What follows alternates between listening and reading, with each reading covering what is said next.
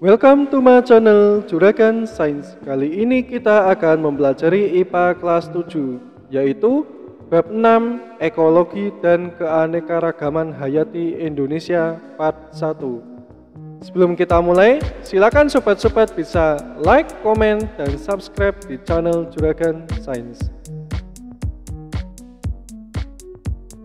Lingkungan. Lingkungan secara umum dapat diartikan sebagai segala sesuatu di luar individu. Segala sesuatu di luar individu merupakan sistem yang kompleks, sehingga dapat mempengaruhi satu sama lain. Kondisi yang saling mempengaruhi ini membuat lingkungan selalu dinamis dan dapat berubah-ubah sesuai dengan kondisi. Lingkungan terdiri atas dua komponen utama, yaitu komponen biotik dan abiotik. 1. Komponen abiotik.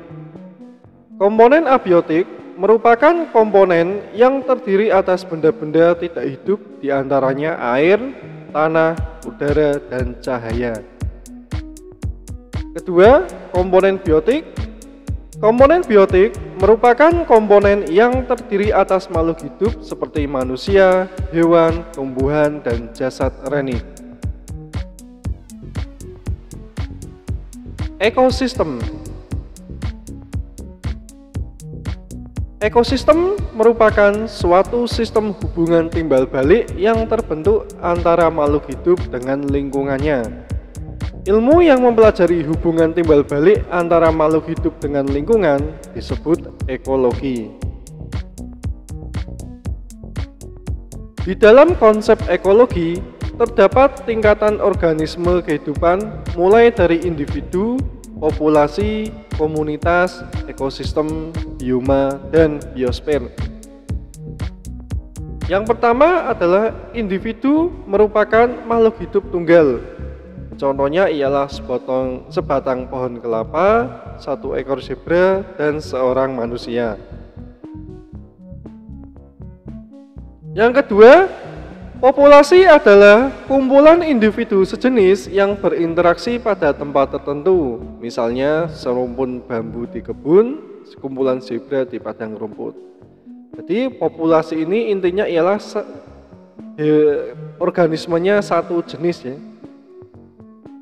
Yang ketiga, komunitas adalah kumpulan berbagai makhluk hidup yang berinteraksi dan hidup di area tertentu. Misalnya seluruh organisme yang ada di padang rumput terdiri atas rumput, jerapah, zebra, burung unta, dan kerbau. Jadi komunitas ini intinya kumpulan makhluk hidup beda jenis dalam satu tempat. Yang keempat, ekosistem adalah interaksi antara makhluk hidup di suatu wilayah dengan lingkungannya yang saling mempengaruhi. Misalnya ekosistem danau terdiri atas organisme dan segala benda yang ada di dalamnya. Kemudian, bioma adalah ekosistem yang sangat luas dan memiliki vegetasi tumbuhan yang khas. Misalnya bioma gurun, bioma tundra, dan bioma hutan hujan tropis. Yang keenam, biosfer adalah lapisan bumi yang di dalamnya terdapat kehidupan. Pola interaksi dalam ekosistem. Yang pertama, interaksi antar komponen abiotik. Contoh dari pola interaksi ini ialah pelangi. Pelangi terjadi akibat adanya interaksi antara cahaya matahari dengan air hujan. Cahaya akan dibiaskan oleh air hujan dan terbentuklah pelangi ya. Jadi cahaya dan air hujan itu termasuk abiotik. Yang kedua, interaksi antara komponen abiotik dan biotik.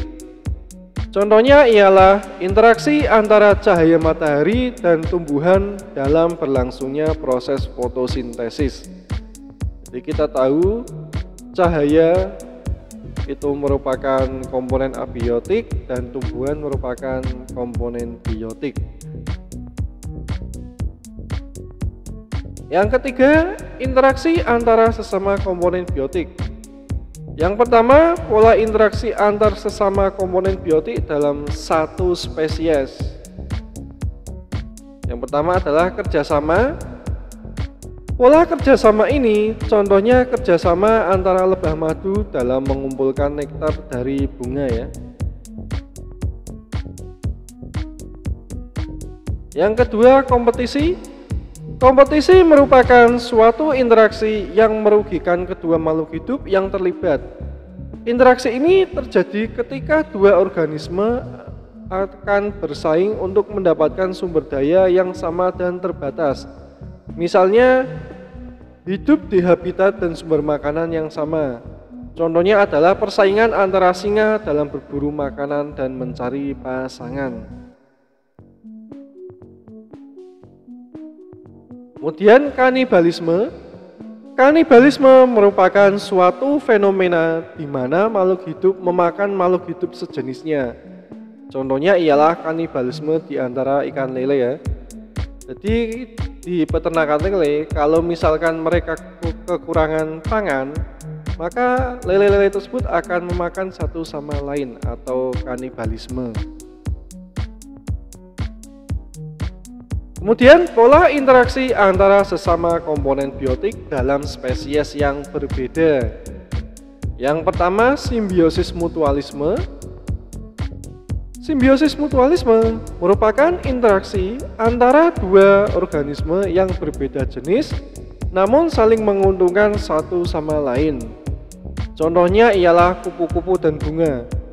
Kupu-kupu menghisap nektar yang terdapat pada bunga, sedangkan timbal baliknya ialah bunga mendapatkan bantuan dari gerakan kupu-kupu untuk membantu penyerbukannya. Yang kedua, simbiosis komensalisme. Sebuah interaksi antara dua makhluk hidup yang menguntungkan salah satu organisme, sementara organisme lain tidak dirugikan dan juga tidak diuntungkan alias netral. Contohnya terjadi pada ikan remora dan ikan hiu. Setelah hiu makan, biasanya sisa-sisa makanan akan berjatuhan. Di saat sisa-sisa makanan jatuh, ikan-ikan remora akan menempel dengan hiu untuk mengambil sisa-sisa makanan dari hiu. Ikan hiu tidak dirugikan dan juga tidak diuntungkan. Yang ketiga, simbiosis parasitisme. Simbiosis parasitisme merupakan sebuah interaksi antara dua makhluk hidup dengan dua kondisi berbeda. Salah satu pihak diuntungkan sedangkan pihak yang lain dirugikan. Contohnya terjadi antara nyamuk dan manusia. Nyamuk mendapatkan keuntungan dengan menghisap darah dari manusia, sedangkan manusia dirugikan karena dapat terjangkit penyakit berbahaya. Yang keempat, predasi. Interaksi yang melibatkan pemangsa dan yang dimangsa. Contohnya ialah interaksi antara singa dengan zebra, di mana singa akan memangsa zebra. Yang kelima, netralisme. Netralisme merupakan pola interaksi yang tidak saling mempengaruhi satu sama lain. Contohnya ialah interaksi yang terjadi antara kambing dan ayam. Kedua jenis makhluk hidup ini tidak memiliki pengaruh satu sama lain karena memang memiliki jenis makanan yang berbeda. Yang keenam, antibiosis. Antibiosis merupakan interaksi antara makhluk hidup di mana yang satu menghambat yang lainnya.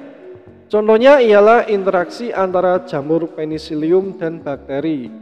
Jamur akan mensekresikan antibiotik guna menghancurkan struktur tubuh bakteri sehingga bakteri akan terhambat serta tidak akan tumbuh kembali. Demikian pembahasan kita kali ini. Thank you for watching. Jangan lupa untuk like, comment, dan subscribe di channel Juragan Sains. Terima kasih.